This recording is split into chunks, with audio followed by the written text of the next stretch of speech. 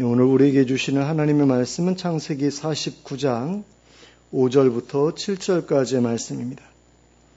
창세기 49장 5절부터 7절까지를 함께 합독하도록 하겠습니다. 함께 읽겠습니다. 시작. 시므온과 레위는 형제요, 그들의 칼은 폭력의 도구로다. 내 호나 그들의 모의에 상관하지 말지어다.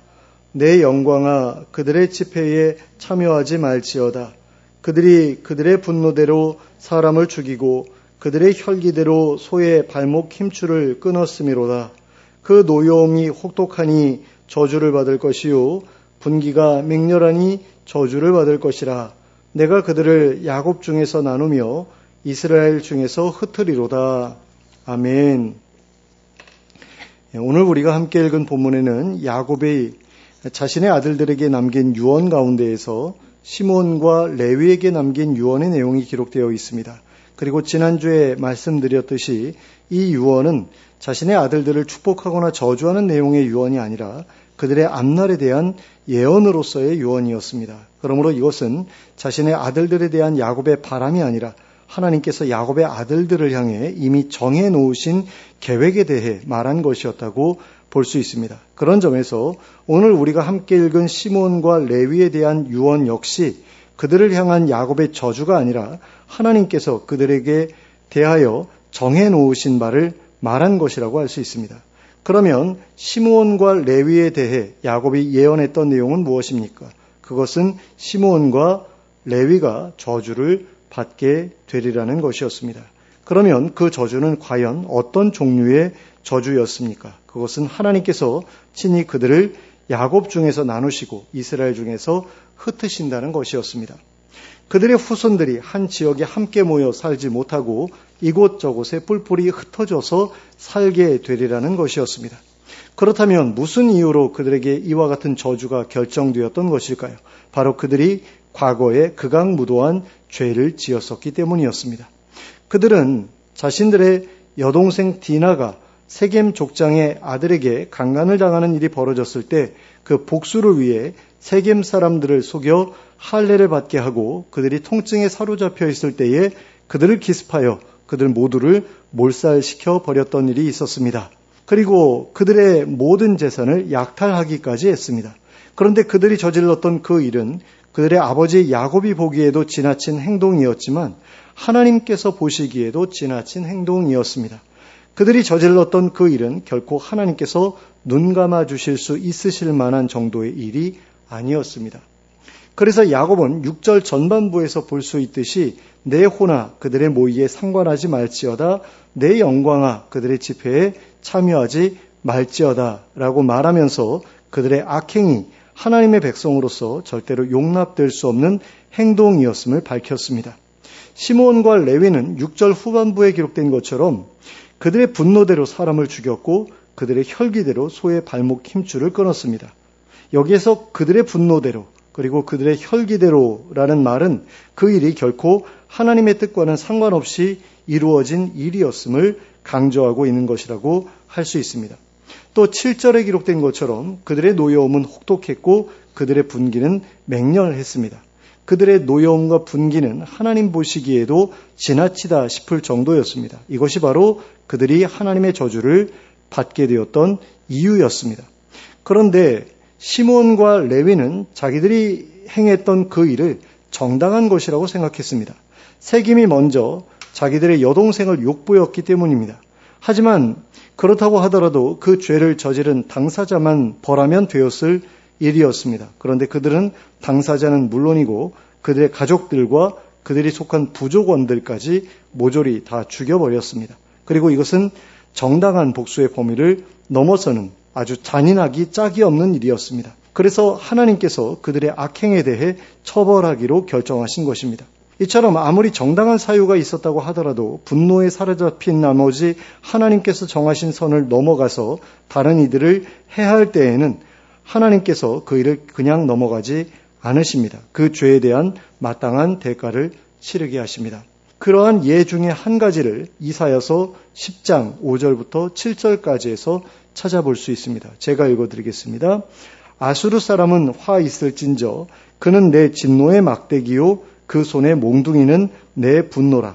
내가 그를 보내어 경건하지 아니한 나라를 치게 하며 내가 그에게 명령하여 나를 노하게 한 백성을 쳐서 탈취하며 노략하게 하며 또 그들을 길거리에 진흙같이 짓밟게 하려 하거니와 그의 뜻은 이같지 아니하여 그의 마음의 생각도 이같지 아니하고 다만 그의 마음은 허다한 나라를 파괴하며 멸절하려 하는도다. 여기에 기록되어 있듯이 북이스라엘을 멸망시킨 아수르는 하나님께서 택하신 진노의 막대기였습니다. 하나님께서는 하나님을 거역하고 우상을 숭배하던 북이스라엘을 징계하시고자 아수르를 택하셨습니다. 그리고 그들로 하여금 북이스라엘을 쳐서 탈취하며 노략하며 짓밟게 하셨습니다. 거기까지가 하나님께서 정해주신 한계였습니다. 그런데 아수르는 하나님께서 정해주신 바를 넘어서 북이스라엘을 완전히 파괴하고 멸절하려고 하였습니다. 북이스라엘뿐만 아니라 주변의 수많은 나라들에 대해서도 그렇게 하려고 하였습니다. 그래서 하나님께서는 아수르에 대해 평가하기를 그의 뜻은 내 뜻과 같지 않았고 그의 마음의 생각도 내 마음의 생각과 같지 않았다고 하셨습니다. 그리고 하나님께서는 이스라엘을 벌하신 후에 아수르도 벌하겠다고 하셨습니다. 이사야서 10장 12절 말씀입니다. 그러므로 주께서 주의 일을 시온산과 예루살렘에 다 행하신 후에 아수르 왕의 완악한 마음의 열매와 높은 눈의 자랑을 벌하시리라. 그러니까 북이스라엘을 아수르를 통해서 심판하신 다음에는 아수르도 심판하시겠다라는 거죠. 하나님께서는 경건하지 않은 나라를 징계하는 도구로 아수르를 선택하셨지만 아수르가 그들에게 허락된 권한을 넘어 북이스라엘을 아예 진멸하려고 하자 그들을 벌하기로 결정하신 것입니다. 그리고 결국 아수르를 멸망하게 하셨습니다.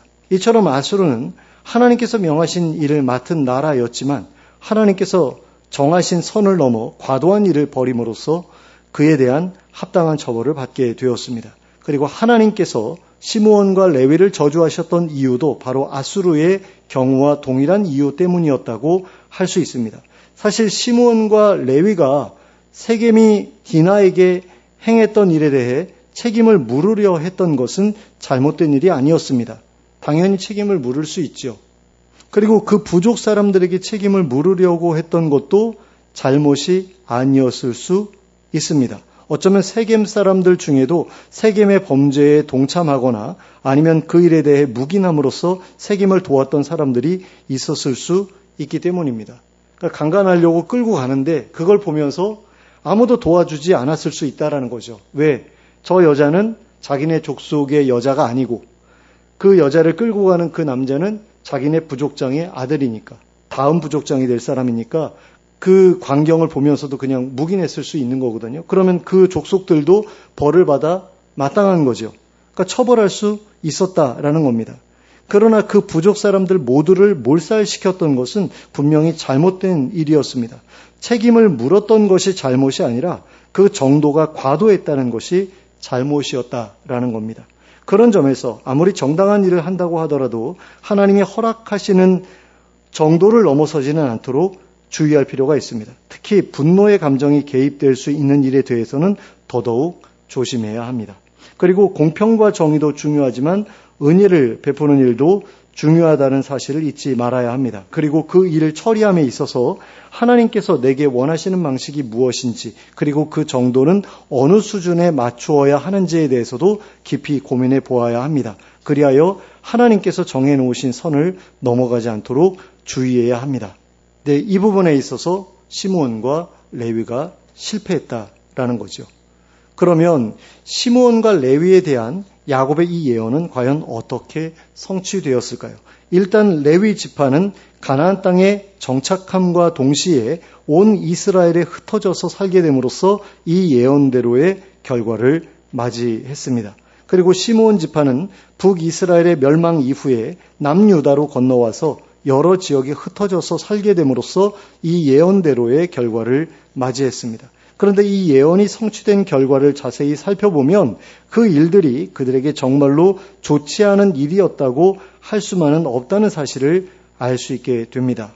레위 지파 사람들이 이스라엘의 여러 지역에 흩어져 살게 되기는 했지만 그들이 그렇게 흩어져서 살게 된 이유는 이스라엘 백성들에게 하나님의 율법을 가르치는 일을 담당하기 위함이었기 때문입니다. 그리고 이러한 사실을 생각하면 그것을 과연 저주라고 할 수 있을까 하는 생각이 들기 때문입니다. 저주가 아닌 것 같지 않습니까? 하나님의 일을 맡아가지고 이스라엘 백성들에게 하나님의 율법을 가르치기 위해서 흩어져서 살게 되었다. 이걸 어떻게 저주라고 할 수 있을까요? 근데 처음에는 저주의 예언으로서 이렇게 될 것이다 라는 하나님의 결정이 있었던 거죠. 그런데 그게 나중에는 다르게 성취가 되었다라는 겁니다. 또 시므온 지파 사람들이 아수르의 침략과 북이스라엘의 멸망으로 말미암아 여러 지역에 흩어지기는 했어도 북이스라엘의 다른 지파들보다 특별히 더 나쁜 처지에 놓이게 되었다고 보기는 어렵습니다. 다 똑같이 망했으니까요. 남유다 말고는 다 망했잖아요. 북이스라엘의 10지파가 다 망하지 않았습니까? 그 중에 한 지파였다라는 게 특별히 더 저주를 받았다라고 말할 수 있는 그런 결과였던 것은 아닌 거죠. 게다가 그들 중에 남유다로 넘어와서 살게 된 사람들이 꽤 많았다고 하는 것을 보면 오히려 북이스라엘의 다른 지파들보다도 더 나은 처지에 놓였다고 볼 수도 있는 것입니다. 이런 점을 생각해 볼 때 레위의 후손들과 시므온의 후손들은 하나님의 저주를 받았다고 하더라도 그로 인해 비참한 삶을 살게 되었다고까지 말하기는 어렵습니다. 예언이 성취되기는 했지만 저주를 받았다고 할 정도로 나쁘게 성취된 것은 아니었다라는 것입니다. 그리고 이것은 야곱의 예언이 틀렸기 때문이라서가 아니라 레위와 시므온에 대한 하나님의 계획이 바뀌었기 때문이라서 그랬던 것이라고 볼 수 있습니다. 그들의 삶에 일어났던 어떤 일인가가 그들에게 선포되었던 저주를 저주가 아닌 다른 어떤 것으로 바꾸어 놓은 것입니다. 그래서 예언은 예언대로 성취되었지만 흩어질 것이라는 예언은 성취되었지만 그 예언의 디테일한 부분은 더 나은 방향으로 성취될 수 있었다라는 겁니다. 그러면 그들에게 일어났던 그 어떤 일은 과연 무슨 일이었을까요? 사실 그 일은 성경에 구체적으로 기록되어 있지 않습니다. 하지만 모세가 레위 지파에서 출생했다라는 것을 생각해 보면 무슨 일인가가 레위 지파 안에 있었다라는 것을 우리가 추론해 볼 수가 있는 거죠. 하나님께서 왜 모세를 레위 지파에서 출생하게 하셨을까? 그 하나님의 위대한 선지자가 왜 하필이면 다른 여러 지파들을 놔두고 그 지파에서 태어나게 하셨을까라고 했을 때 그 지파가 뭔가 하나님 앞에서 선한 모습을 보여드렸던 것은 아니었을까라는 것을 우리가 생각해 볼 수 있는 거죠. 그러니까 이건 추론일 뿐이지만 충분히 타당성이 있는 추론이다라는 겁니다. 또 시므온 지파가 다윗의 출신 지파인 유다 지파와 연합하여 다윗을 지지하는 세력이 되었었다라는 사실이 또 그들의 운명을 바꾸는 데 큰 역할을 했을 것이라고 추측해 볼 수 있습니다. 그러니까 하나님을 섬기는 태도, 그리고 하나님께서 택하신 왕을 지지했던 태도가 그들의 운명을 새롭게 바꾸는데 어떤 기여를 했을 것이다 라고 우리가 추론할 수 있다라는 거죠. 자, 이제 말씀을 정리하겠습니다. 지금까지 우리가 살펴본 이러한 사실들을 통해 우리가 기억해야 할 것은 두 가지입니다. 첫째로 지나친 분노와 혈기는 하나님의 진노로 이어질 수 있다라는 겁니다. 자비 없는 태도는 자비 없음으로 이어질 수 있고 은혜 없는 태도는 은혜 없음으로 이어질 수 있다라는 거죠. 우리는 이 사실을 반드시 기억해야 합니다. 잔인한 마음, 냉정한 마음은 하나님의 백성들과 어울리지 않는 마음이라는 것입니다. 우리는 하나님의 백성으로서 모든 이들을 대하여 따뜻하고 온유한 마음으로 대하면서 살아가야 합니다. 그러므로 우리 안에 있는 분노와 혈기를 버릴 수 있기를 바랍니다. 가족들에 대해, 내 밑에 있는 사람들에 대해 냉정하거나 잔인한 태도를 버릴 수 있게 되기를 바랍니다. 그래야만 하나님의 은혜와 자비를 누릴 수 있기 때문입니다. 그러므로 하나님께서 정해놓으신 선을 넘어가지 않도록 절제의 영을 달라고 기도하는 우리가 될 수 있기를 바랍니다. 그리고 항상 자신이 받은 은혜를 기억하고 그 은혜에 감사하는 가운데 다른 이들에게도 은혜를 베풀면서 살아가는 우리가 될 수 있기를 바랍니다. 둘째로 태도의 변화가 하나님의 진노를 돌이키게 할 수도 있다는 것입니다. 하나님께서는 우리의 모든 행동을 보고 계십니다. 그리고 그 행동에 대해 선악간에 판단하시고 보응하십니다. 선에 대해서는 상을 주시고 죄에 대해서는 벌을 주십니다. 그리고 회개에 대해서는 용서를 주십니다.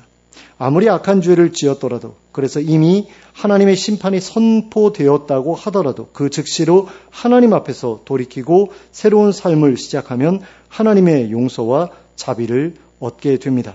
그러므로 스스로 생각하기에 하나님 앞에서 용서받을 수 없는 죄를 저질렀다고 생각되더라도, 그리하여 하나님께 큰 심판을 받게 될 것이 분명하다라고 생각되더라도 거기에서 모든 것이 끝났다고 생각하지 않는 우리가 될 수 있기를 바랍니다. 하나님의 자비는 우리의 생각보다 커서 우리가 그 어떤 죄를 지었다고 하더라도 용서받을 수 있는 길이 있다라는 것을 기억할 수 있기 바랍니다. 그러므로 죄를 깨달은 즉시 하나님께 나아가 회개하고 돌이키는 우리가 될 수 있기를 바랍니다.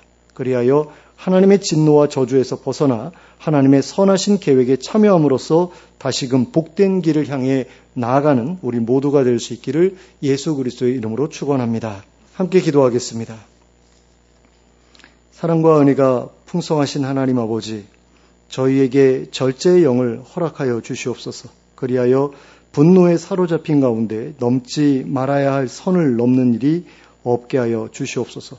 필요 이상의 화를 내지 않게 하시고 필요 이상의 처벌을 하지 않게 하여 주시옵소서. 오히려 자신이 하나님께 받은 은혜와 자비를 기억하면서 자신에게 죄를 지은 이들에게도 은혜와 자비를 베풀 수 있는 넉넉한 마음을 품게 하여 주시옵소서. 또한 하나님 앞에서 커다란 죄를 지었다고 하더라도, 그리고 그로 인해 벌을 받게 될 것이 확실하다고 하더라도 그로 인해 모든 것이 끝났다고 생각하고 자포자기하게 하는 일이 없도록 해주시기 원합니다. 하나님의 온유하심과 자비하심과 너그러우심을 기억하면서 당장이라도 회개하고 돌이키는 저희가 되게 하여 주시옵소서. 그리하여 하나님께서 세워놓으신 선하신 계획에 동참하여 다시금 복된 삶을 향해 나아가는 저희 모두가 될 수 있도록 인도하여 주시옵소서. 예수 그리스도의 이름으로 기도하였습니다. 아멘.